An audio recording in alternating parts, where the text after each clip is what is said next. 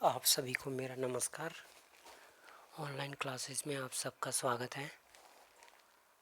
अगर मेरी वीडियो आपको पसंद आ रही है तो लाइक, सब्सक्राइब और शेयर ज़रूर कीजिए। आज का अपना टॉपिक है गोंड जनजाति। आज अपन गोंड जनजाति के बारे में पढ़ेंगे। इससे पहले हम सब ने 3 प्रमुख जनजातियों के बारे में पढ़ा था, जिसमें एस्किमो, भील और बुशमैन के बारे में अब तक अपन ने पढ़ा है। आज हम सब गोंड जनजाति के बारे में जानेंगे। गोंड विश्व का सबसे बड़ा जनजातीय समूह है। जैसा कि आप समझ पा रहे हैं, ये विश्व का सबसे बड़ा जनजातीय समूह है। भारतीय प्रायद्वीप पर निवास करने वाली जनजाति को गोंड कहा जाता है। अर्थात बच्चों, ये जनजाति भारतीय प्रायद्वीप पर निवास करती है। गोंड शब्द की उत्पत्ति खोंडा से हुई है, जिसका अर्थ है पहाड़ी। गोंड अपने आप को कोयटूर या कोल भी कहते हैं। तो बच्चों, गोंड का शाब्दिक अर्थ है पहाड़ी। गोंड शब्द की जो उत्पत्ति है वो खोंडा से हुई है। गोंड शब्द की उत्पत्ति खोंडा से हुई है और इसका शाब्दिक अर्थ है पहाड़ी। जैसे कि शाब्दिक अर्थ से ही पहाड़ी निकल रहा है, तो निश्चित रूप से ये पहाड़ी भागों पर निवास करने वाली जनजाति है। इस गोंड जनजाति को कोयटूर व कोल भी कहते हैं। 16वीं से मध्य 18वीं सदी तक मध्य भारत में गोंडों से शासित 4 साम्राज्य गढ़मांडला, देवगढ़, चांदा व खेड़ला पनपे। अर्थात गोंडों से शासित ये 4 साम्राज्य थे: गढ़मांडला, देवगढ़, चांदा व खेड़ला। अब इसमें से एक प्रश्न बन रहा है कि भारत में गोंडों से शासित 4 साम्राज्य कौन कौन से थे? गढ़मांडला, देवगढ़, चांदा और खेड़ला। इस तरह से ये प्रश्न पूछा जा सकता है। मुगलों व 1940 में मराठों के प्रभुत्व के बाद ये हाशिए पर चले गई। अर्थात इनको अलग थलग कर दिया गया, क्योंकि मुगलों और मराठों ने इनके क्षेत्रों पर अधिकार कर लिया था। वर्तमान में इनका निवास दुर्गम व पहाड़ी क्षेत्रों तक सीमित हो गया है। अर्थात वर्तमान में ये गोंड जनजाति के लोग दुर्गम और पहाड़ी क्षेत्रों में निवास करते हैं। अब इसमें सबसे पहले है निवास क्षेत्र। गोंड जनजाति के कई वर्ग मध्य प्रदेश, छत्तीसगढ़, झारखंड, तेलंगाना, महाराष्ट्र, उड़ीसा व आसाम में रहते हैं। ये वो राज्य हैं जहाँ पर गोंड जनजाति निवास करती है: मध्य प्रदेश, छत्तीसगढ़, झारखंड, तेलंगाना, महाराष्ट्र, उड़ीसा व आसाम। गोंड सतपुड़ा पहाड़ियों, मेकाल श्रेणी, सोन देवगढ़ उच्चभूमि, बस्तर पठार व गडजत पहाड़ियों में रहते हैं। पहले आपको बताया गया कि गोंड जनजाति किन राज्यों में निवास करती है। राज्य के बाद अब ये वो भूखंड है जहाँ पर ये गोंड जनजाति निवास करती है। अब इन भूखंडों में कुछ पहाड़ी और पठारी भाग बताए गए हैं, जिनमें हम सब ने अभी देखा कि सतपुड़ा पहाड़ियाँ, मेकाल श्रेणी, सोन देवगढ़ उच्चभूमि, बस्तर पठार व गडजत पहाड़ियाँ हैं। मानचित्र 2.3 में गोंड जनजाति के निवास क्षेत्रों को प्रदर्शित किया गया है। अब 2.3 एक चित्र है जिसमें गोंड जनजाति के बारे में बताया गया है। ये 2 पूर्ण चित्र है जिसमें गोंड जनजाति देखो कहाँ कहाँ निवास कर रही है। तो ये जो वाला भाग है, ये आप जो इंडिकेट कर रहा हूँ मैं, यहाँ पर गोंड जनजाति निवास करती है। जैसा कि आप संकेत में देख पा रहे हैं, गोंड जनजाति। तो गोंड जनजाति सतपुड़ा पहाड़ियाँ, मेकाल श्रेणी, सोन देवगढ़ उच्चभूमि, बस्तर पठार, गडजत पहाड़ियाँ। अगर राज्य के अनुसार देखें छत्तीसगढ़, मध्य प्रदेश, झारखंड, तेलंगाना, महाराष्ट्र, उड़ीसा और आसाम। इन पहाड़ियों की ऊंचाई 600 से 900 मीटर के बीच है। इन क्षेत्रों से देश की प्रमुख नदियां जैसे नर्मदा, ताप्ती, सोन, महानदी व गोदावरी का उद्गम हुआ है। अर्थात जहाँ ये निवास करते हैं वहाँ से कई सारी नदियाँ निकलती हैं, जिनमें नर्मदा और ताप्ती जो कि अरब सागर में गिरती हैं, सोन, महानदी, गोदावरी जो कि पश्चिम बंगाल में जाकर के मिलती है। इन क्षेत्रों में सघन वन पाए जाते हैं। ग्रीष्मकाल में तापमान 40 डिग्री सेल्सियस तक हो जाता है। इन क्षेत्रों में वर्षा का औसत 120 सेंटीमीटर से 160 सेंटीमीटर के बीच रहता है। तो बच्चों, तापमान 40 डिग्री तक ग्रीष्मकाल में और वर्षा जो है वो 120 सेंटीमीटर से 160 सेंटीमीटर के बीच रहता है। निवास क्षेत्र के बाद आगे बढ़ते हैं आर्थिक क्रियाकलाप। ये लोग आत्मनिर्भर होते हैं। इनके जीवन की आवश्यकताएं बहुत ही साधारण होती है। इन लोगों का मुख्य व्यवसाय झूमिंग कृषि व आखेट है। कुछ वनोत्पाद संग्रह, पशुपालन व मछली पकड़ने का कार्य भी करते हैं। अर्थात ये गोंड जनजाति के लोग वनों से कंदमूल एकत्रित करते हैं, पशुपालन करते हैं और मछली पकड़ने का कार्य करते हैं। दिप्पा कृषि झूमिंग कृषि का एक प्रकार है, जिसमें भूमि पर 2-3 वर्ष खेती करने के बाद उसे पड़त छोड़ दिया जाता है। इस प्रकार की कृषि में पेड़ों व झाड़ियों को जलाकर वे भूमि को साफ कर खेत तैयार करते हैं। उसमें फावड़े या हल से कुरेदकर बीजों को छिटक कर बोया जाता है। बीज बोने के बाद देवी माता को और जंगल के अन्य देवताओं को पशु बलि दी जाती है। तो ये थी अपनी दीपा कृषि, जो कि झूमिंग कृषि का एक प्रकार है, जिसमें दीपा कृषि के अंतर्गत किसी भी भूमि से 2-3 वर्षों तक खेती करने के बाद में उसे पड़ा छोड़ दिया जाता है। और इस प्रकार की जो कृषि होती है, यह एक प्रकार से आदिम कृषि है, झूमिंग कृषि का एक प्रकार है। इस प्रकार की कृषि में भूमि को जला करके साफ कर दिया जाता है और उसे फावड़े हल से कुरेद कर बीजों को बोया जाता है। जब ये लोग खेती करते हैं तो बीज बोने के बाद में देवी देवताओं को पशु बलि भी देते हैं और जंगल के अन्य देवताओं को पशु बलि देते हैं। इसके बाद में पेड़ा कृषि मध्य प्रदेश के बस्तर में तीव्र पहाड़ी ढालों पर सीढ़ीदार खेतों पर की जाती है। अर्थात कह सकते हैं कि दीपा कृषि मैदानी क्षेत्रों में और पेड़ा कृषि पहाड़ी क्षेत्रों में, जो पहाड़ियों के ढाल होते हैं वहाँ पर सीढ़ीदार खेत पर की जाती है। खेतों में मिट्टी की आर्द्रता को बनाए रखने के लिए निचले भागों में लकड़ी के लट्ठे रख दिए जाते हैं, जिनसे मिट्टी का कटाव भी नहीं होता है। कुरुख, केवट, धीवर वर्ग के गोंड मछुआ कर्म द्वारा जीवन यापन करते हैं। अर्थात भील जनजाति के गोंड जनजाति के कुछ वर्ग है, जिसमें कुरुख, केवट और धीवक, ये वो वर्ग है जो मछली पकड़कर अपना जीवन यापन करते हैं। इसके अलावा पशुपालन भी किया जाता है। इनमें रावत वर्ग का मुख्य पेशा पशुचारण करना व दूध बेचना है। अब यहाँ पर कई सारे प्रश्न बन रहे हैं। दिप्पा कृषि क्या है, पेड़ा कृषि क्या है, कुरुख, केवट और धीवर वर्ग के लोग जीवन यापन किस कार्य के द्वारा करते हैं, मछुआ क्रम द्वारा।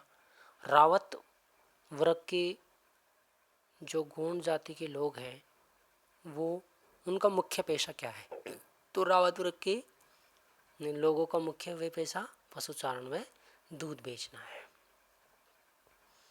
अगला बिंदु है आखेट। ये जानवरों का शिकार करते हैं। भारत में आखेट करना अब राजकीय नियमों से निषेध है, फिर भी ये लोग कुछ मात्रा में वन्य जीवों का शिकार कर लेते हैं।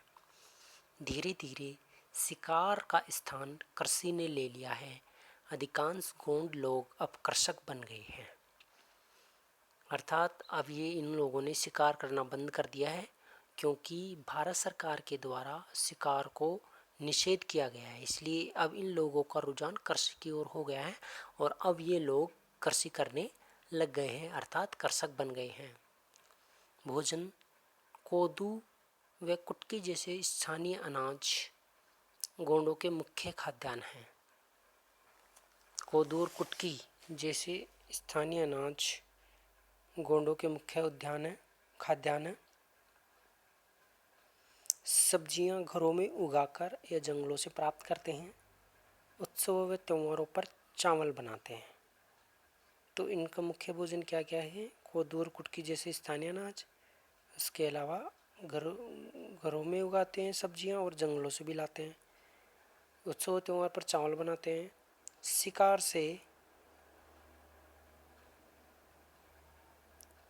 से व बलि दिए जाने जानवरों का मांस भी खाते हैं। गोंड धूम्रपान करते हैं तथा महुआ से बनी शराब का सेवन भी करते हैं। जिस प्रकार से भील जनजाति के लोग महुआ से बनी शराब का सेवन करते हैं, उसी प्रकार से गोंड जनजाति के लोग भी महुआ से बनी शराब का सेवन करते हैं। आगे है वस्त्र व आभूषण। गोंड प्राय सूती वस्त्र पहनते हैं। पुरुष धोती तथा स्त्रियां साड़ी व चोली पहनती हैं। पुरुष व स्त्रियां दोनों चांदी व एल्यूमिनियम के गहने पहनते हैं। स्त्रियां कांच की रंग बिरंगी चूड़ियां व गले में काले मनकों व कोड़ियों से बना हार पहनती हैं। स्त्रियां अक्सर शरीर पर गोदना गुदवाती है। चित्र में भी ये दिखा रखा है जिस प्रकार से गोंड जनजाति की महिला गोदना गुदवा रखी है, जिसको वर्तमान में आजकल टैटू भी नाम दिया गया है, लेकिन वो इसका विकसित रूप है गोदने का। गोदना अलग प्रकार से किया जाता है और टैटू को आधुनिक नई टेक्नोलॉजी के द्वारा अन्य अच्छी क्वालिटी की मशीनों के द्वारा टैटू बनाया जाता है। गोंड महिला द्वारा शरीर पर गुदवाया गोदना देख सकते हैं चित्र 2.13 में। लड़कियां अपने बालों के जूड़े में सफ़ेद बांस से बने आधे दर्जन तक कंघे रखती हैं, अर्थात अपने जो बाल होते हैं उनमें गोंड जनजाति की जो लड़कियां हैं वो आधे दर्जन कंघे रखती हैं। निवास गृह। गोंड नंगले अर्थात पल्ली और छोटे छोटे गांवों में रहते हैं। जो गोंड जनजाति के लोग हैं वो पल्ली अर्थात नंगले गांव का एक प्रकार है और ये छोटे छोटे गांवों में रहते हैं। जिस स्थान पर आवास बनाना होता है उसका शगुन निकलवा कर उस स्थान पर उत्सव मनाते हैं।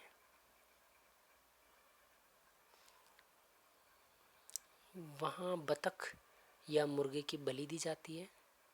इनके मकान घास फूस व मिट्टी के बने होते हैं, जिसमें रहने का कमरा, रसोई, बरामदा व पूजाघर जरूर होता है। चित्र 2.14 में गोंड आवास प्रवेश का उत्सव का दृश्य है। जैसा कि आप चित्र में देख पा रहे हो, गोंड जनजाति का जो आवास प्रवेश का उत्सव है उसका दृश्य आपको दिखाई दे रहा होगा। गृह प्रवेश के समय एक प्रकार से ये उत्सव मनाते हैं। अगला है औजार व बर्तन। गोंड लोगों के औजार बहुत साधारण होते हैं जो स्थानीय कारीगरों द्वारा बनाए जाते हैं। स्थानीय लुहार फालिया, खुरपी, फावड़ा, दराती, कुल्हाड़ी व तीरों की नोक आदि बनाते हैं। लकड़ी का सामान ये लोग शोमी बना लेते हैं। गोंड के घरों में कुछ चारपाइयाँ तथा लकड़ी के स्टूल होते हैं। दरिया बैठने व सोने के लिए काम में ली जाती है। तो इनके घरों में बहुत सारे सामान और बर्तन होते हैं, बहुत सारे औजार होते हैं, जिनमें लोहा, फालिया, खुरपी, फावड़ा, दराती, कुल्हाड़ी और तीर। इसके अलावा इनके घरों में चारपाइयाँ, लकड़ी के स्टूल और दरिया होती है। अगला बिंदु है समाज व संस्कृति। गोंड पितृसत्तात्मक समाज की रचना में रहते हैं, अर्थात इनके परिवार में मुखिया पिता होते हैं। पिता की मृत्यु के उपरांत उसकी संपूर्ण अचल संपत्ति उसके पुत्रों में बांट दी जाती है। सबसे बुजुर्ग पुरुष परिवार का मुखिया होता है। गोंड लोगों में सेवा विवाह, विनिमय विवाह, हरण विवाह तथा विधवा विवाह का प्रचलन है। ये कई प्रकार की विवाह है जो गोंड जनजाति में प्रचलित है। इसमें सेवा विवाह है। सेवा विवाह में लड़का जो है लड़की के घर पर रहकर उस लड़की के मम्मी पापा की सेवा करता है। विनिमय विवाह है अर्थात इसमें अदला बदली होती है लड़के की। हरण विवाह है, लड़की का हरण करके उसका विवाह किया जाता है, जैसा कि भगवान श्री कृष्ण ने रुक्मिणी से विवाह किया था। विधवा विवाह है, जब कोई महिला विधवा हो जाती है तो उसका अपने पति से छोटे भाई अर्थात देवर के साथ विवाह करना या किसी अन्य के साथ में विवाह करना विधवा विवाह है। इस प्रकार के विवाह इनके जाति में प्रचलित है। इन लोगों में विवाह समारोह है किसी प्राकृतिक स्थान जैसे जल स्रोत के निकट अथवा आम के वृक्ष के नीचे किया जाता है। इस अवसर पर अनिष्ट से बचने के लिए रामधुनी का आयोजन किया जाता है, अर्थात एक प्रकार का एक गीत है रामधुनी। गांव के मुखिया को पटेल अथवा मुखादम, गांव के चौकीदार को कोतवार के नाम से जाना जाता है। प्रश्न बनता है यहाँ पर, गांव के मुखिया को क्या कहते हैं, पटेल या मुखादम। और गोंड जनजाति में गांव के चौकीदार को क्या कहा जाता है, कोतवार। आपसी विवादों का निपटारा गांव की पंचायत करती है। गांव के पुजारी व पुरोहितों को देबारी कहा जाता है। अब इसमें एक और प्रश्न बन रहा है, गोंड जनजाति के गांव के पुजारी और पुरोहितों को क्या कहा जाता है, देबारी। गोंडी बोली द्राविडियन भाषा परिवार से संबंधित है, जिसका संबंध तमिल व कन्नड़ से है।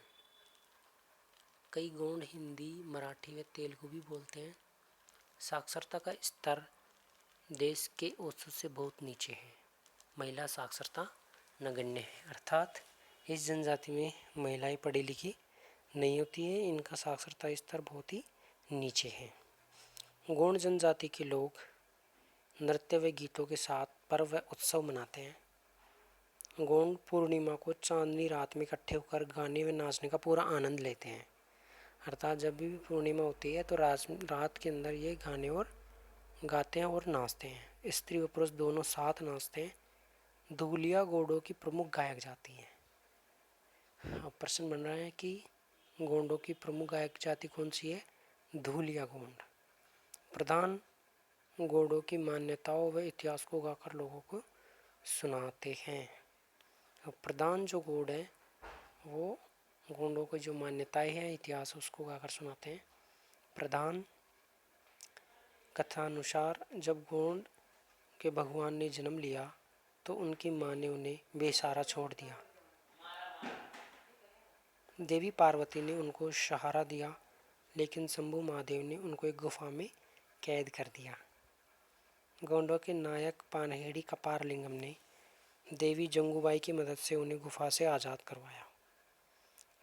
ये 4 समय में गुफा से बाहर आए। तभी से गोंड 4 मुख्य वर्गों में बटे हुए हैं, जिन्हें गोंडी भाषा में सगा कहते हैं। तो जैसा कि आपने एक पौराणिक कथा सुनी कि गोंड के भगवान ने जब जन्म लिया तो उसकी माँ ने उसे बेसहारा छोड़ दिया था। तब देवी पार्वती माँ ने उनको सहारा दिया, लेकिन भगवान महादेव ने उनको एक गुफा में कैद कर दिया था। और तब गोंडों का जो नायक है पानहेड़ी कपारलिंगम, उन्होंने देवी जंगूबाई की सहायता से उन्हें गुफा से आज़ाद करवाया था। और ये गुफा से 4 समूह में बाहर आई, जो कि गोंडों के 4 मुख्य वर्ग इनसे बने हैं।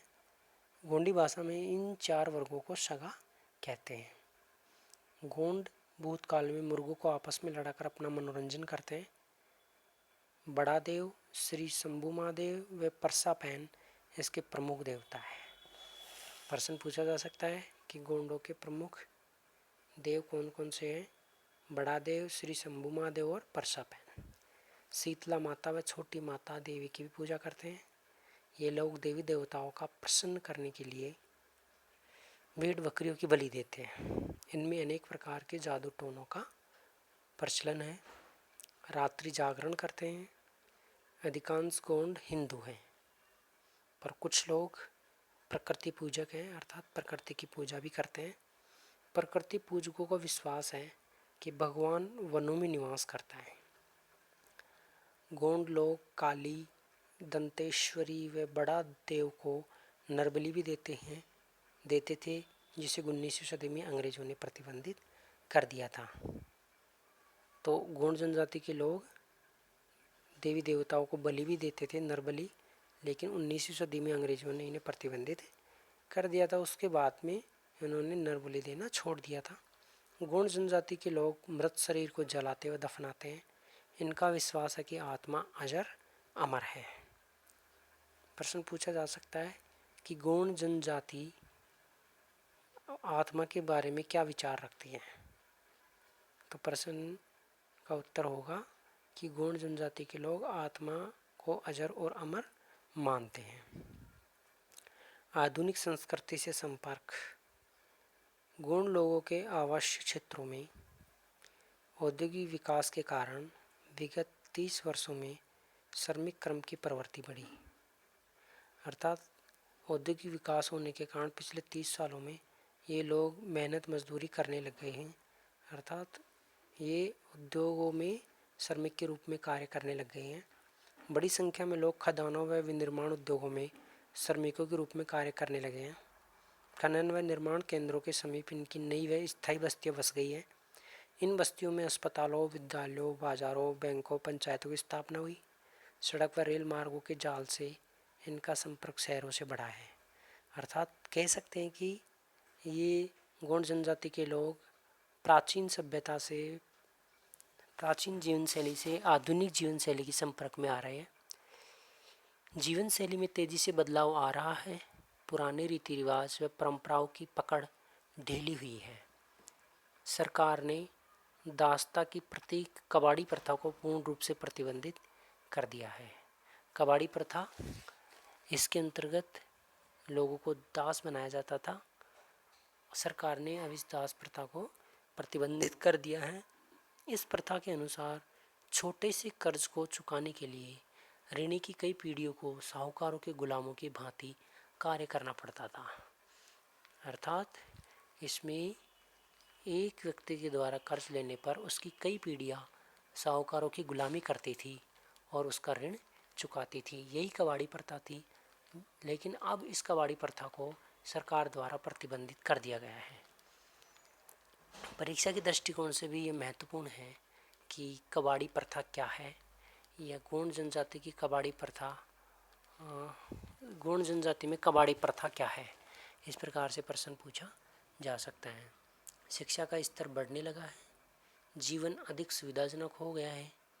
गोंड जनजाति अनुसूचित जनजाति में शामिल होने के कारण इन्हें सरकार से कई सुविधाओं का लाभ प्राप्त हो रहा है। अर्थात अब गोंड जनजाति धीरे धीरे आधुनिक लोगों के और आधुनिक जीवन शैली के संपर्क में आने के कारण अब इनका स्तर ऊंचा उठा है। अब धीरे धीरे इनका ऊंचा स्तर उठाया और अब ये लोग उद्योग धंधों में काम भी करने लग गए हैं और अब इनको सरकार द्वारा विभिन्न प्रकार की सुविधाएं प्राप्त हो रही हैं। ये था आज का अपना गोंड जनजाति पर लेसन। अगर आपको ये मेरे वीडियो पसंद आ रहे हैं तो लाइक, शेयर और सब्सक्राइब ज़रूर कीजिए। धन्यवाद।